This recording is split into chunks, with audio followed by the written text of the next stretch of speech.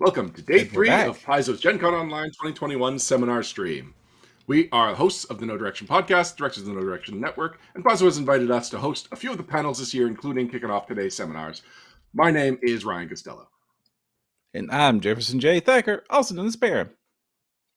Param, of the 4 seminars that we have been, privileged and invited to participate in, this is the one I've been the most excited about. We are joined by Paizo's senior editor for the Pathfinder RPG, Avi Kool. Hello, thank you so much for having me on. Thank you, Avi. Hey, It's great to finally meet you. Yes, you've you been too. a cast member of one of our actual plays in the No Direction Network, and yet you and I talked for the first time today in the pre-show, which I'm finally I'm glad that's finally out of the way. Yes. So that is one of the reasons I was excited to have you on. But the main reason I'm excited is because we get to talk to an editor. This is long been a goal of ours. We love editors, and we really want to just dive into like the nitty-gritty of editing for a role-playing game. Awesome. I don't think I've ever heard someone say, I don't know if I've ever heard someone say, we love editors so enthusiastically. So that already made my day. Well, here's the thing. I think that you could tell somebody's level of understanding of how tabletop role-playing game publishing works based on how they might summarize what the editor does.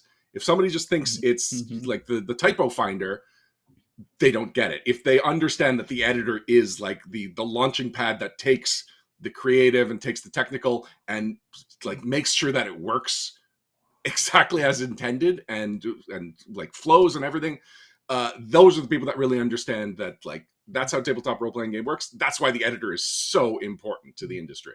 Right. In fact, one of the ways I understood how important an editor was when tabletop luminary Owen Casey Stevens told me that an editor was someone you hire to make you sound smarter. Is that accurate? A lot of the developers say that, and I feel like me saying yes, that's accurate, does them a disservice because they're incredibly smart and incredibly talented in their own right. But we do give them the little cosmetic and also playability boost to have them represented at their best. And how would you describe your day-to-day? What is the average day for you as an editor at Paizo for Pathfinder?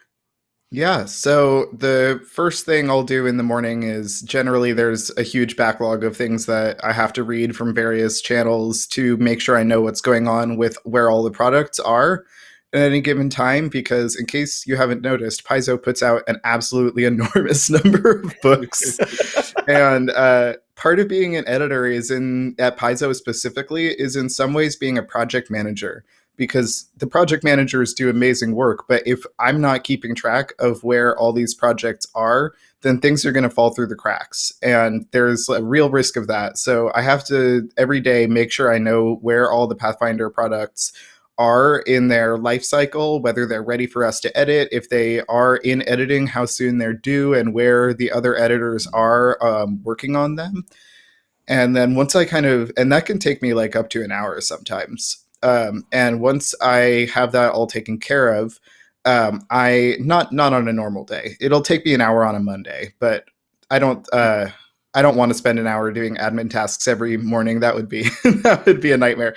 But once I get all that figured out, I generally am working on one main project at any given time. It's often whatever project I'm editing lead on, but sometimes it's just whatever Pathfinder project is coming up the pipeline. And I will spend most of the day editing one thing. It'll take weeks and weeks and weeks to edit a single book. And part of that is actually going through and editing. Part of it is communicating with the developers. Every time I finish a pass of a section, I have a list of questions for the developers or the designers, and that can be a really fun part of the job, actually, getting to talk with them as we go through our questions and find answers to problems. And then we always have our actual editing separate from what we enter into the final files in copy, which is what we use to make text changes to our books, because we want to make sure that we're not losing any work or introducing errors into the final file. So that is a separate part of the process as well. This means that editing at Paizo is way slower than like when I've edited as a freelancer for traditional books. That is a much quicker process because you're really doing everything streamlined in one. You're entering your changes into a Word document or a PDF. You're adding your questions for the author to review at the end, so you're not going through piece by piece and going through questions. So it's definitely a really labor-intensive process, but a really intellectually rewarding process. That's what I do every day. As gamers, Param and I, of course, read the rule books, and when you're reading it as a gamer, it takes a while to get through all the content. We also review the books, and so that requires an additional level of attention to detail. What you're doing is like 5 levels more attention to detail to every single page and every single word on those pages. It is incredible just to think of like how focused your mind must be to just be catching all the things that you could be potentially catching. It can be a real struggle on days where like I have ADHD, and on some days it's just like it can be hard to get your brain to focus to that level, because you're right. It takes a huge amount of focus to be able to do this kind of work. So that's one of my like daily things I have to strategize is how am I going to be able to maintain this high level of concentration for 8 hours today? Like I go on a short walk in the middle of the day, generally at around like the halfway point. You got to take breaks, or else it's just like if you try to push through it. For me personally, I won't speak for everyone else. For me personally, if I try to just push through it and work uninterrupted for 8 hours, it's literally impossible. There's just too high of a level of focus to do that. Now, when you get a book like Secrets of Magic, which starts with a lot of lore and then a lot of diagrams and switching in tones from like, this is something that's supposed to sound very academic, this is supposed to sound very casual, this is just supposed to sound very occult, and then you get into rules, like how do you parse out all of the different voices a single book can have?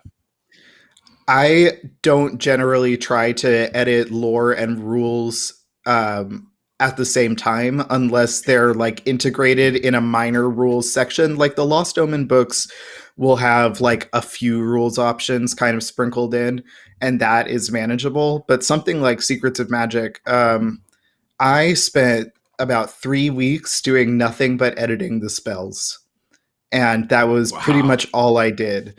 And because there's so many of them, first off, but I had to stay in that headspace, and I couldn't really go back and forth from section to section because I needed to be in the place in my mind in which I can edit spells, which is one of the most challenging things to edit, because you need to be able to think as you're editing each spell, how would I play this? And then be able to, each one is only a couple hundred words. So you have to have that conversation with yourself like 7-8 times on a single page. So it's a pretty demanding kind of thing to edit. I'm not going to edit a few pages of that and then go edit one of the lore treatises, because it's going to totally throw me out of that headspace. This must require in chat says, how will players break this? Yes, absolutely. So this must require a lot of very specialized skills. Like they're like a tabletop editor is so much different in my brain than the same types of editors I would think of in my world of academia, because you're not only having to do rules and technical and lore and prose, but also understanding the apostrophes in aboleth names and how on earth a magic spell needs to be formatted. Like, is there literally just like a handful of people that have this talent set? And how did you even get it?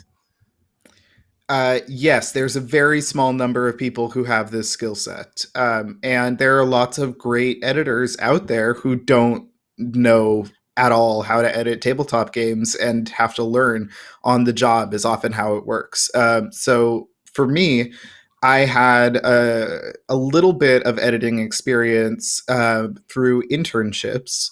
And I was in college trying to figure out how to become an editor. So I did some work for a like equivalent to SparkNotes, except online only kind of service. I did some work for them. I did some work for Fantagraphics Books, which was actually an amazing opportunity. That is probably the reason I even got an interview at Paizo. And when I started off at Paizo, I was a temp. I was not a full-time editor right off the bat because I didn't have very much experience. And I really learned on the job and learned from the really amazing people who were already there. Like Judy Bauer and Chris Carey are not people who you'll see with 100,000 followers on Twitter, but they are two of the most amazing editors that I've ever met. And the other person I really learned a lot from was Adrian Eng, who is now at the Pokemon Company. And I just really watched them work. And the other thing we like to do is and we can't really do this anymore in the same way, we have to do it digitally, but we used to print out big like spreads from the book right before it went into approvals, and we would have two editors crammed together at a desk with Sharpies just going through looking for formatting errors mainly, and looking for other things that the editors are really tuned into. And I would do that with Adrian or with Chris or with whoever, and I would watch them and I would watch what they were doing. And at first I couldn't really spot any of those things myself. So it was more training than anything at the beginning. And that was one of the most helpful things, was just watching experts who really understand how this works, and learning what they do and learning to see the things that they see. Yeah, Judy Bauer is one of the people that opened my eyes to how important an editor is. She has an anecdote about she was editing a campaign setting book, and she had to go to the author and be like, do you realize the only female characters in here are either dead or prostitutes? And It was like, that's a problem. And that is a problem that an editor, specifically an editor of The Talent of Judy, and from her perspective, would catch. And it literally changes the world of Galarian. Yes.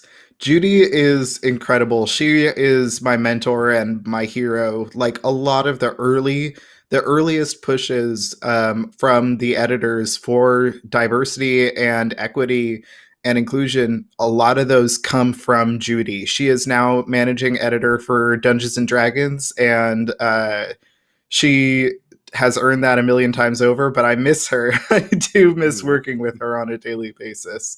So a lot of the things that you love about Pathfinder, you love because of Judy. And this is why we say that the editors are some of the unsung heroes, because literally that is one of the things that first caught my attention about Pathfinder and the setting and really got me into it beyond just fandom. Mm-hmm. Now, recently I was listening to Waypoint Radio, one of my favorite podcasts, for games journalism, and they were complimenting one of their freelancers because, quote unquote, they take notes well, and how important that was to have as a quality for a freelancer.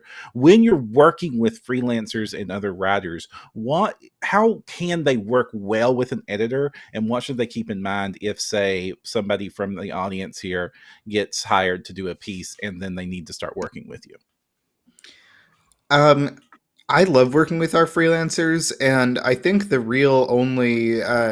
only things that a freelancer really needs to look out for are making sure they're receptive to feedback and just being, chill and respectful. But we have a great set of freelancers, and the ones who I really enjoy working with, which is almost all of them, are the ones who are open to feedback and have really creative ideas, can implement them in creative ways. And then when you give them feedback, they learn from it and implement it in their next work. That is huge. That will go. You have no idea how many freelancers who put down their first project and it was like, yeah, this is pretty cool. It's got a lot of work to do, but I see how it improved between the starting point and the finish point. And that specifically is what gets them their next gig, is that you can see they implemented your feedback, both the developer and the editor's feedback, but mostly the developers at that stage. And then they turned in their final work incorporating that. That is the number one way to get asked back to do more freelance work for Paizo. So there's the famous triangle of talent where it's fast, good, easy to work with. You're saying easy to work with is one of the two that you always take? Yes.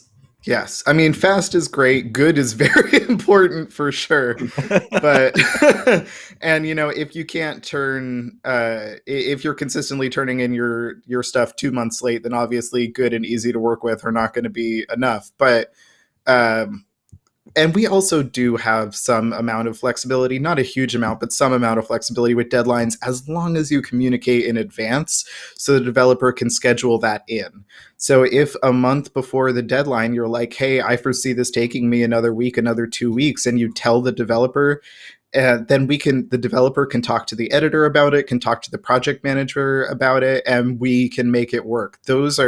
Communication is huge. Communication, incorporating feedback, and just being like a pleasant person to talk with. Those are huge, huge, huge things. Over the weekend, Aaron from Paizo was collecting a lot of the questions from Discord for you, and we're going to go into a couple of those now. One of them is, what is the most rewarding part of editing for you? Oh, when something comes out and people love it. That's the best feeling, is like when you poured your heart and soul into a book and then it comes out and people fall in love with it, is just the best feeling in the world. Especially something that you worked really, really hard on and worked really closely with like the developer on or the designer on. I think those are some of the most rewarding ones, are like you worked as a team on this and turned it into something really special. That's by far the most rewarding part about being an editor on these books. Do any specific examples come to mind that it was like you really transformed this? Lost Omens Ancestry Guide is a great example of, like, I worked closely with the developers throughout that entire book. I almost edited every single page, not quite, but almost. And we had amazing conversations throughout the course of that book as a team with Eleanor and Luis and Mark Seifter. And then when the book came out, oh my God, what an amazing reception that book has gotten. And I was just over the moon about that because I love it so much. But sometimes people will not like a book as much, not because it's a bad book, but because they had expectations of it being something that it was not. And that can be pretty sad sometimes because, like, everyone goes in with their expectations and that's fine. But when something comes out and it does appear to be exactly what people want and they're happy with it and happy with how it works and that it plays well, like, that's awesome. So Ancestry Guide was a shining example of that. We haven't really talked about your play experience. How much Pathfinder were you playing before you got this job, and how much do you play now? Yeah, I was playing Pathfinder on a bi-weekly basis. I had 2 different adventure path groups that I was in as a player, not as a GM. And I was playing both Mummy's Mask and Shattered Star around the time that I started working at Paizo. Now, those groups were both in person, so sadly, they have not really been able to handle the pandemic, and we will get together again someday. But now my main game is actually the podcast I do for No Direction, Valiant, GM'd by Luis Loza. And that we play once a month, and it is super fun. I wish I had more time and energy to play more games. And I do occasionally play one-shots with people, but I would love to have like another AP group going at some point. That's one of my goals. I cannot believe you said bi-weekly. That is one of the words I hate so much because it means 2 very different things. I'm so sorry. I'm so sorry. Twice a month is what that meant. I thought you were saying twice a week. Oh God, no. Every other week. Yeah, we would alternate between APs in that group. We have a question from chat. Corey Marie 21 wants to know what AP you would want to play in. Oh man. For first edition, the one that I want to play most right now is Skull and Shackles. And we were just about to start a game of that before the pandemic hit. So hopefully that will happen at some point. And then for second edition, oh, I want to play Strength of Thousands so bad. It's so good.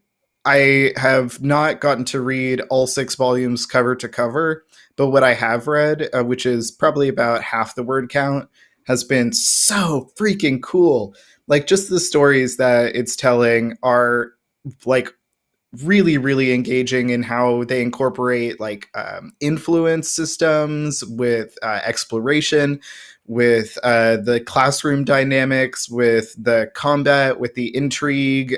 It's so much fun to read, and I imagine it's going to be extremely fun to play. And there's room for really wild characters as well, which makes it a little extra special.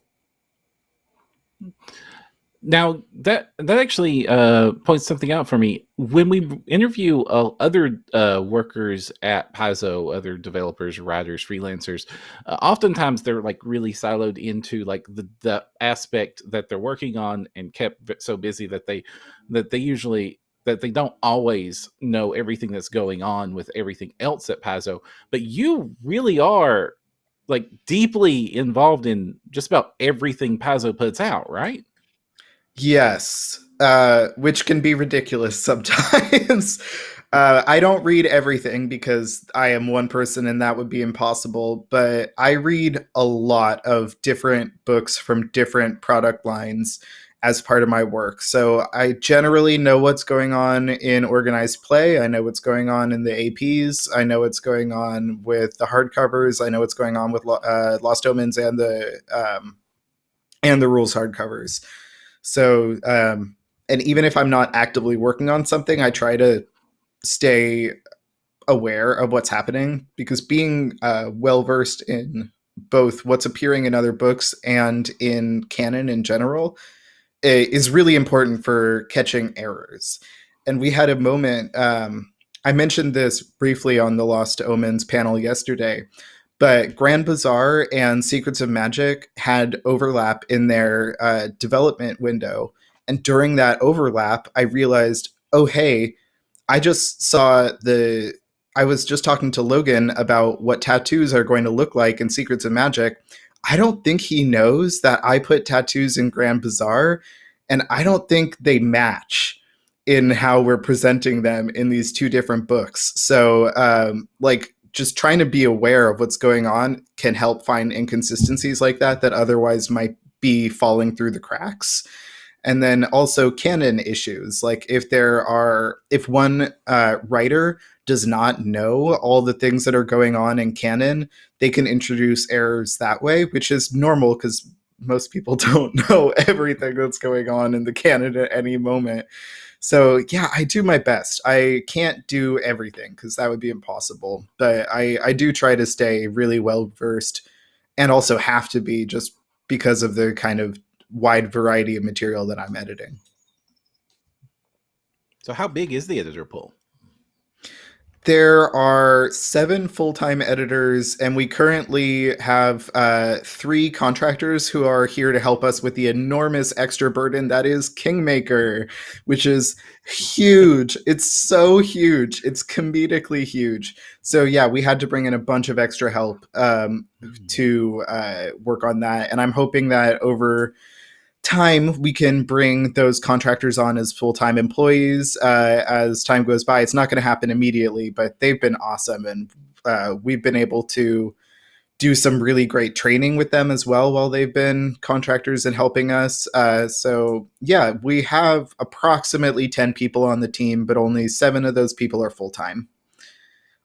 And only 7. It's a good number. It could be 10 full time, and I would be happy. But yeah, there's a lot of words to edit. Eric Mona introduced the Pathfinder and Starfinder Infinity, which will be fan-directed content, and it'll be a lot of people's first opportunity to work in the Paizo worlds. And I don't think a lot of them have an eye for how they're going to edit their own content between concept and when they're actually going to publish it. So I guess this is a 2-part question. One, those part-time editors you were talking about, do you think they'd be available to work with some of the Infinity authors? And two, what advice do you have for any Infinity authors to do what an editor does before they submit something? Yeah, our contract editors are actually working a full-time workload there while they are on the temporary contract. So I don't know how much extra time they have, but a lot of them are freelancers as well, and there are a variety of editors who do freelance as well in the Pathfinder world. So definitely, if you're looking for hiring a freelance editor for Infinite, I would post that on Twitter. Actually, is probably your best place of finding that, because Twitter is the hub of the Pathfinder community, really, in terms of the professionals. We're almost all on Twitter, so that would be, if you're looking for someone, keep in mind that editors deserve fair wages. So if you're not prepared to pay for it, then don't bother. But if you can't afford to hire someone, which is totally legit, my advice for preparing your own work is do all of the writing work and all of the development work. Let it sit for a few days to a week, and then go through, give it a thorough proofread, and also compare how you format things to an existing book. So especially like the Game Mastery Guide and the more recent bestiaries are a really good place to look for how we format things. If you have a first printing core rulebook that is not up to date, the second or the third printing will be coming out soon. And also we've got upcoming reprints of a few more books coming out soon. But the GMG and like Bestiary 3 are going to be books that will be really helpful to have on hand. And you do want to do your best to make it match, because someone who spends a lot of time reading these books can probably tell if it doesn't really look like how we format things in the professional books. So yeah, giving yourself space between your writing and your editing, and then comparing it to what we already have published. Those would be my tips for making your Infinite material look super polished. I do hate to admit it, but as a professional reviewer, when I am reviewing third-party material, I will ding it if it doesn't match the correct stylings that the system is going by. Yeah, I mean, it definitely is something that I pay attention to, because I can't turn that part of my brain off. Some people are not going to care as much, but for me, when I'm looking at a third-party product, I look at the words. The words are first and foremost. But in terms of like, oh, is this someone we would want to hire? The closer your material looks to how we format and how we present information in our actual books, it's going to go a long way in terms of us thinking like, do you have what it takes to actually be brought on as a Paizo freelancer without putting an undue amount of work on the developer and the editor's shoulders? Because that's what it translates to. If you don't do that work as a freelancer, it creates more work for people further down the line, and more work is not what we want. So yeah, putting that effort in is really appreciated, especially if the purpose of you publishing this is to establish yourself as a potential freelancer. Can you give us Aaron, an example? Paizo PR is in chat and he's saying, note to self, help contact freelancers to Infinite publishers via Discord. Hey. Yay. Now, I am curious, do you have any examples of something that you can talk about? Because I understand you all live 2 years in the future. Yes. Of something that of something that you've edited, like and how you've taken something and done some work to make it fit or better for publication. Ooh, let me think for a second.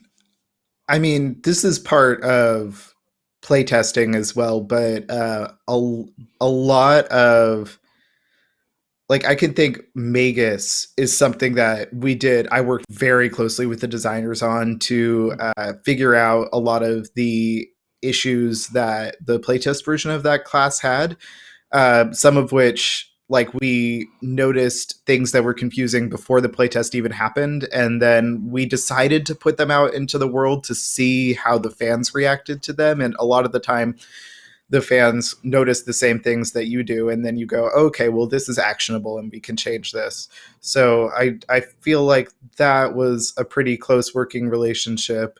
In terms of specific,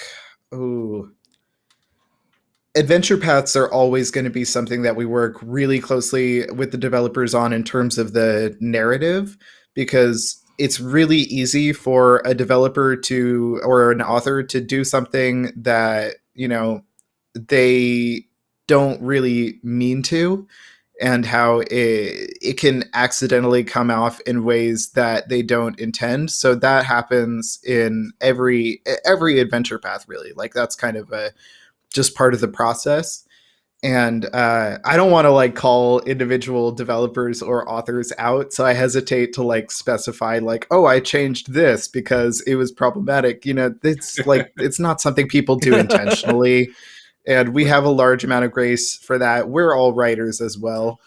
Pretty much, I think almost everybody on the editing team, if not everybody, is also a writer. So we all understand that like people make mistakes and they are not made out of malice. Yeah, one of the things that I did that was not a loaded or problematic issue was the structuring of the incarnate spells in Secrets of Magic was totally different when it came over to editing.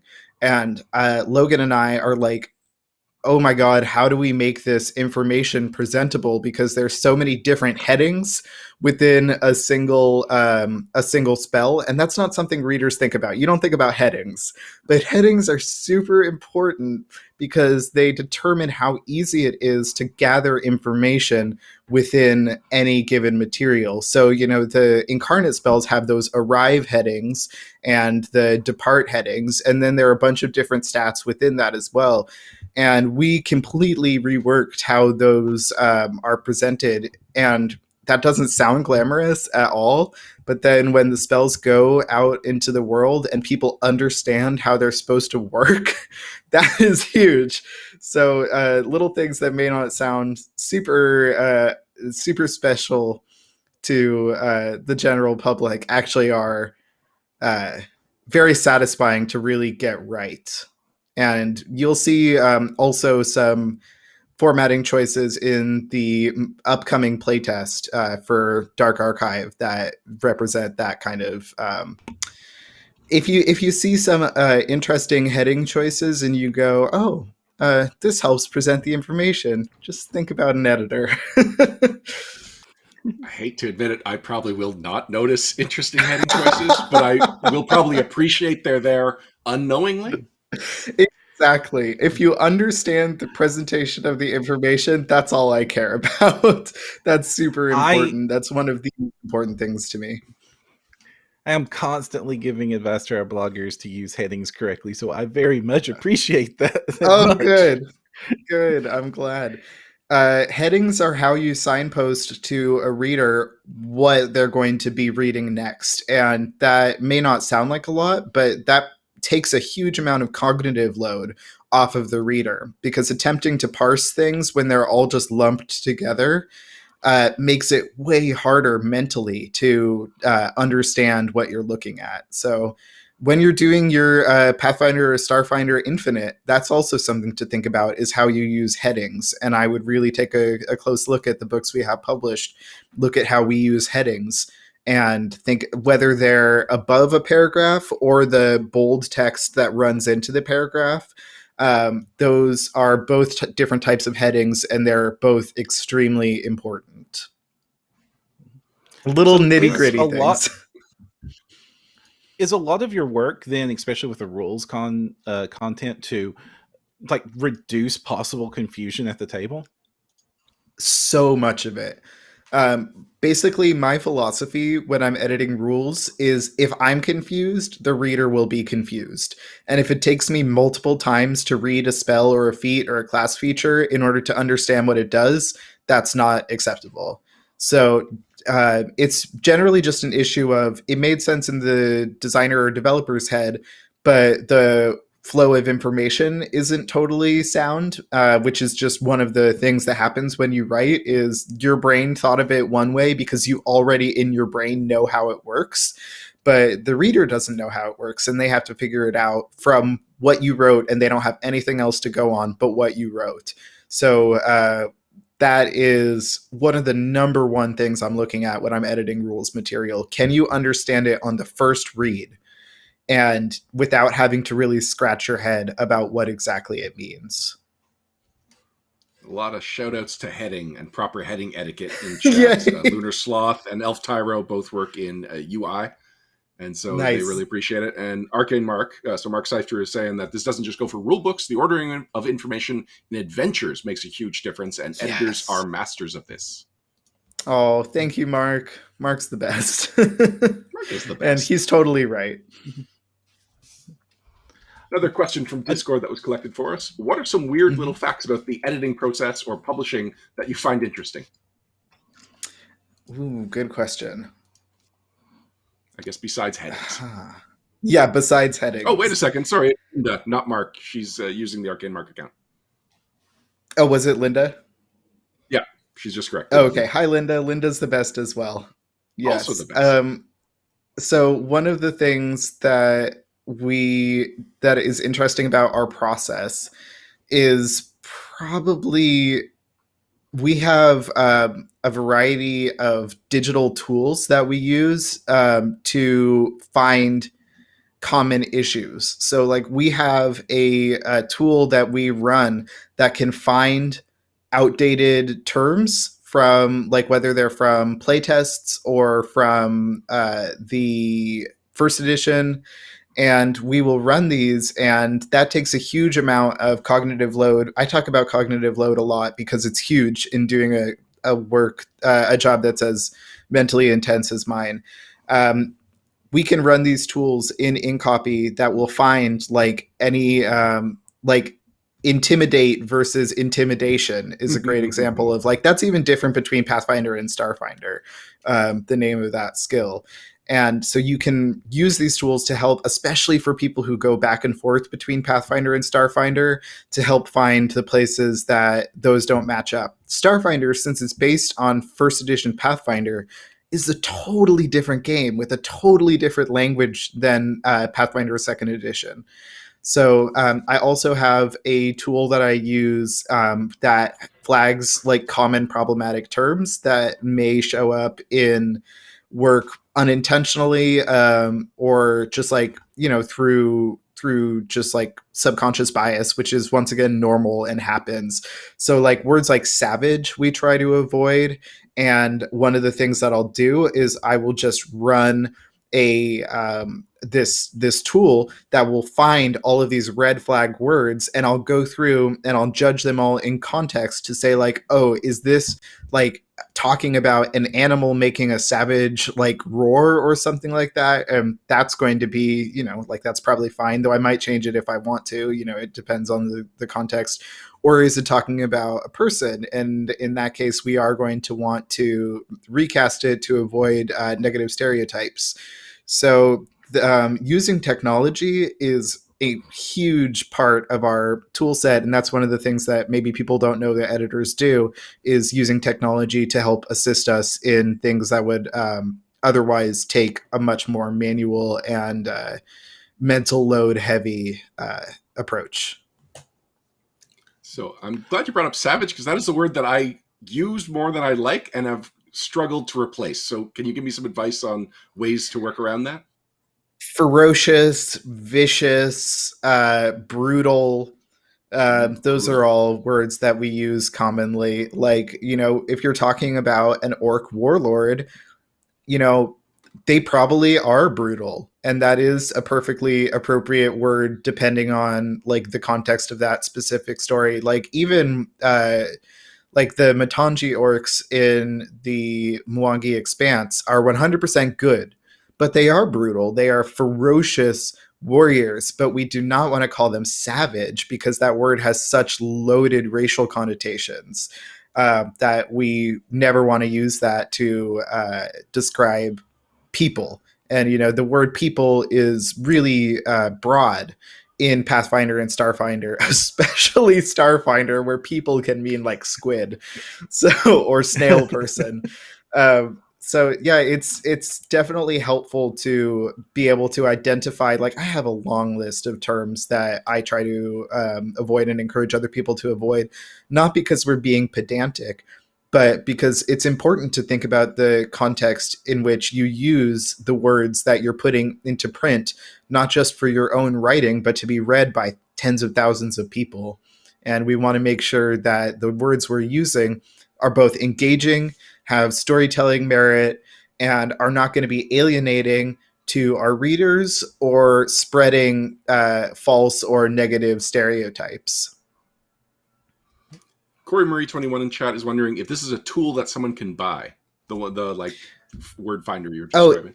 It is a script that we run in InCopy, so it is not actually a piece of software. InCopy has programmers are going to be familiar with grep, which I honestly don't know what it stands for. So it's a specific type of search tool that you can use in various software, and InCopy is one of them, that you can search for a huge amount of terms at once, and it'll flag all these different terms at once. You can build scripts in Microsoft Word to do the exact same thing. And if you look online, you can search for the term that you'd use in Microsoft Word is a macro. And you can find tutorials online for building macros. And those are going to be your friend if you're looking to do this kind of automated editing. And it's a supplement. It doesn't replace editing by any means, but to supplement your editing with tools like that, I would just Google tutorials for building macros in Word. And there are also places where people make their own macros and will upload them online for people to use as well. I too have been warned about the DAW Wizard. Yes, we both went to the DAW Wizard. That's okay. This is why you never, ever, ever, ever, ever press change all. You never press change all. It is the enemy. It is a surefire way to insert errors into your manuscript. Even if you think that you have thought of all the contingencies that would prevent change all from introducing errors, you haven't. You need to do it manually. It takes more time, but just press next and press next and press next. And if you don't end up having any places that it wouldn't introduce an error, then congratulations. You can be happy for this time. But change all is the danger button.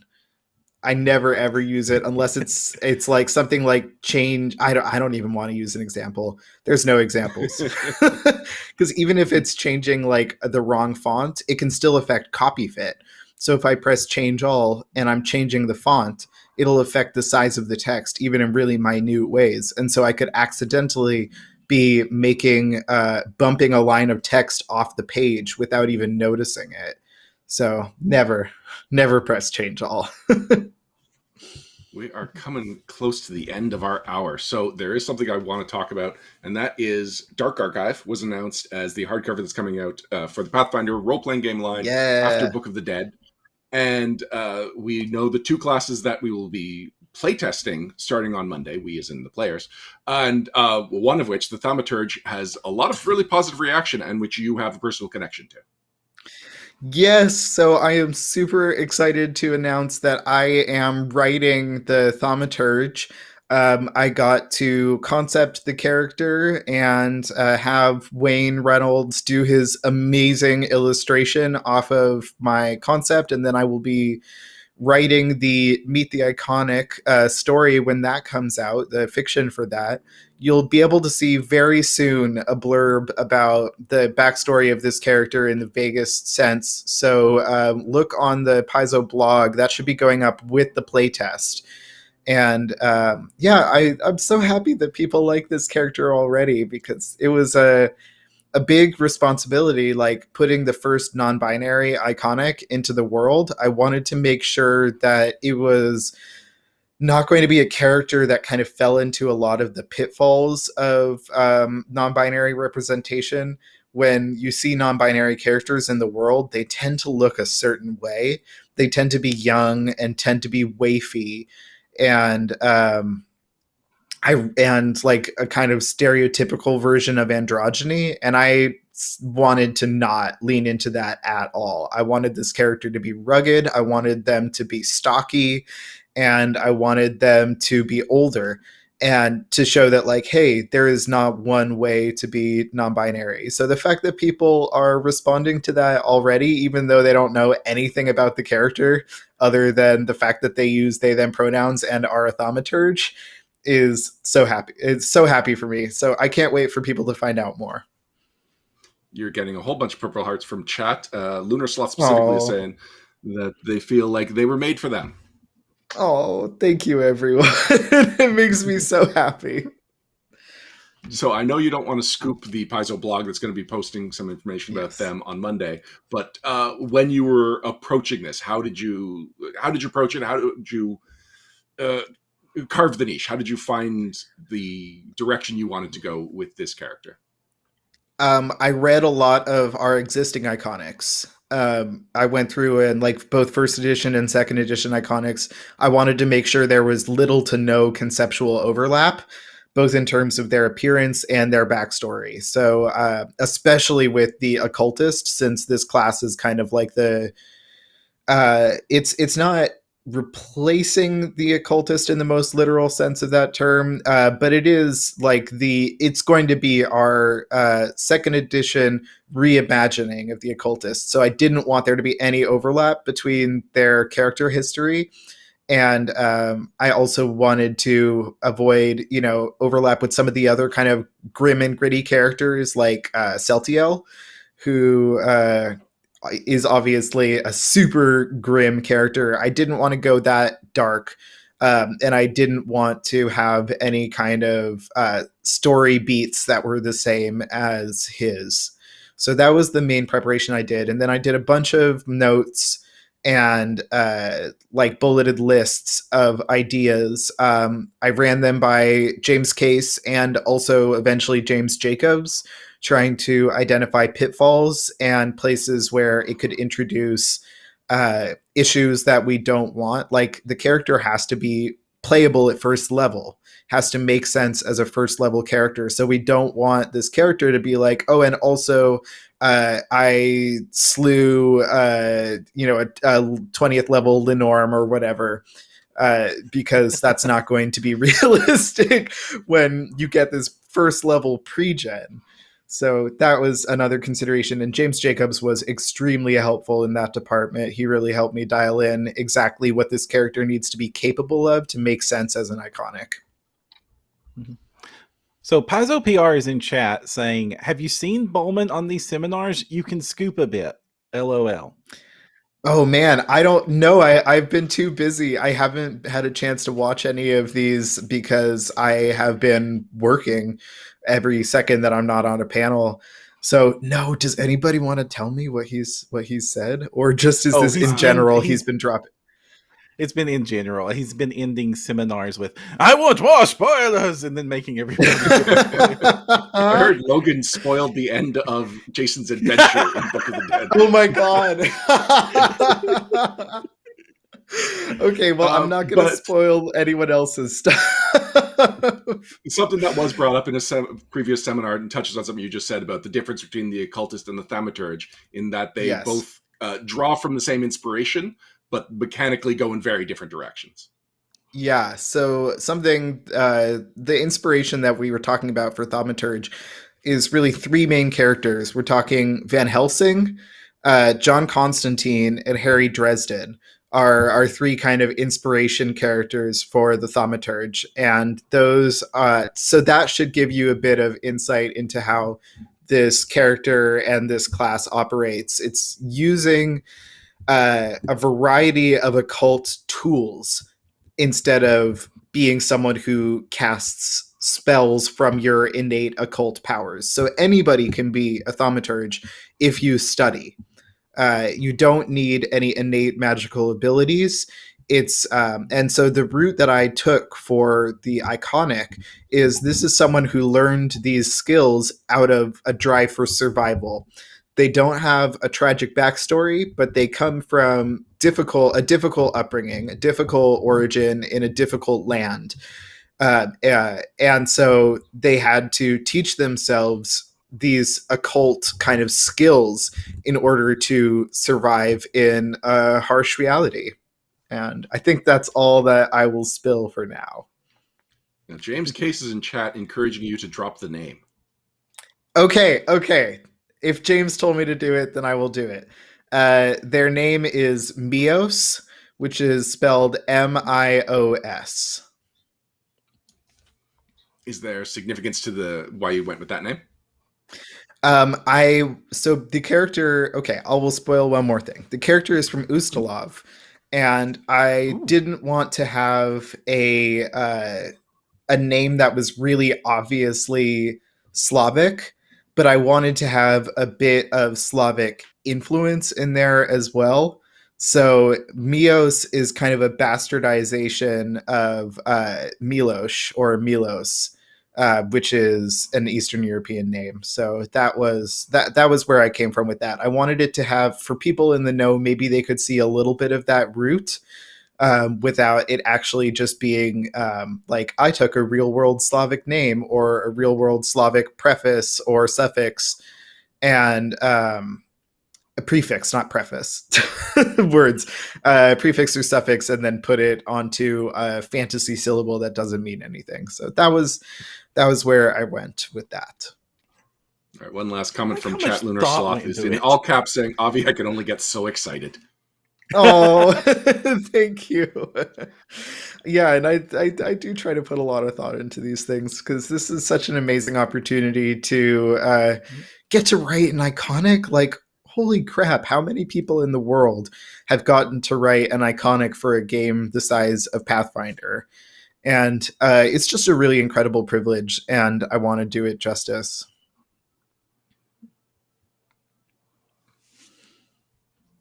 I think we're about ready to wrap things up. We've got a little more than 5 minutes left. Avi, do you want to tell people where people can find you on social media and around the world, around the internet? Yeah, around the world. So the only social media that I use is Twitter, which is at Legalized Goblins, which you can see on the screen there.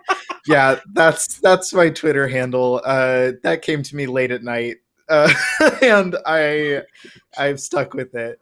So on Twitter, you can see me talking about games, boosting other people's games, and also talking about bears because I have undying love for bears, and specifically the bears of the Fat Bear Week fame who are at Katmai National Park.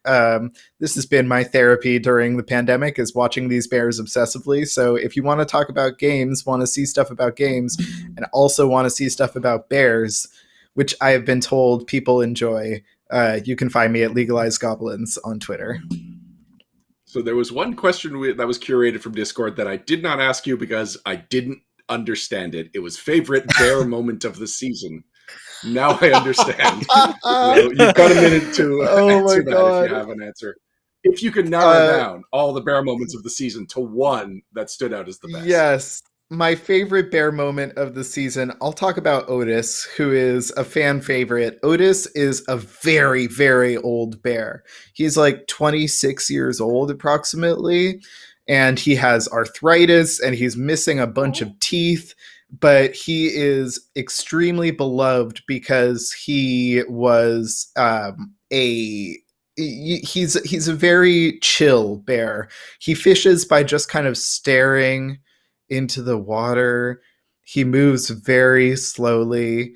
And when he arrived this year, he was super, super late to get to the falls because he is very old and arthritic, and it took him a long time to get from his den to the falls where the salmon are. And so literally a couple hours before Otis showed up, the rangers said, since Otis isn't here yet, he's probably deceased.